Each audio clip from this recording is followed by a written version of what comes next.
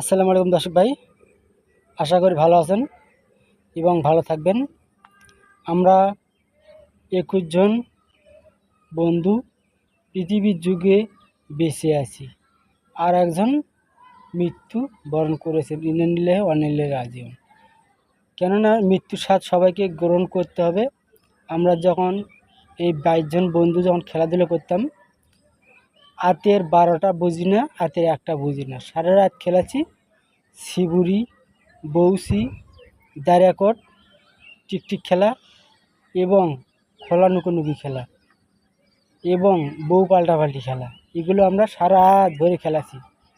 তখনকার যুগে আম ছিল, কাঁঠাল ছিল, ওগুলো অ্যাভেলেবল পাওয়া যেত। তা বাদে মাসের কাছে বান্দারমুগুর খাইছি, তার জন্য আবার প্যাকানো খাইছি, সমস্যা নেই।